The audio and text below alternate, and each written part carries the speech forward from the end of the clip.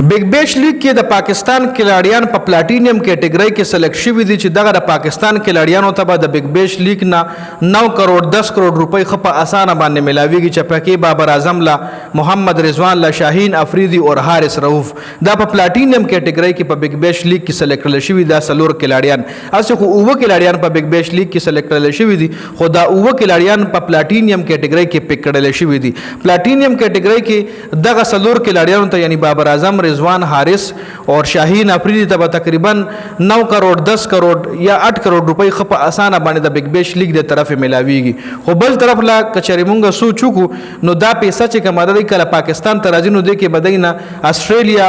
کې خاص اچھا خاصا ټیکس کټ کیږي لکه دومره پیسې د په پی ایس ال کې ګټلې ده چې هغه نه کمه پیسې بدای په بگ بیش لیگ کې ګټي د بگ بیش لیگ چې کومه د پاکستان کې لړیانو سیلری ده د بگ بیش د لیگ چې کم کانټریکټ ته دغه پیسې به د پاکستان کې لړیانو د پی ایس ال نه کم ملاويږي مطلب بابر رضوان شاهین حارث رؤوف په پی ایس ال کې زیاته پیسې ګټلې ده د بگ بیش نه بگ بیش کې بلې دومره پیسې نه ګټي څومره بچدای په پی ایس ال کې ګټي څنګه جی ځکه د استرالیا او د انګلند رولز د دي کنه چې البته 40% ټیکس ورکې ک 1 लाख ډالر ته ګټي کنه کې 44000 ډالر ته حکومت لا ټیکس ورکې او 60000 بدستاوي چې دا یو ډېر خراب رول دی او ډېر مطلب 40% ټیکس ډېر زیات دی کنه اوس د پاکستان دغه کې لړیانو لبه چې کم د بگ بیش لیگ د طرف پیسې ملاويږي نو هغه چې ته پاکستانو ته راوړل نو 10 کروڑ روپۍ ته جوړيږي خو دغه 9-10 کروڑ پسې به دغه پاکستانی کې لړیان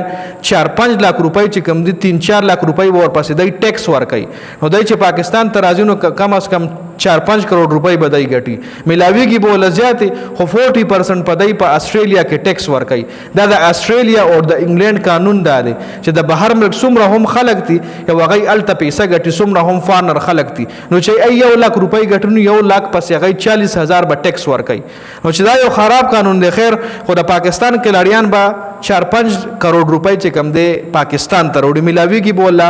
9-10 کروڑ خو پاکستان ته با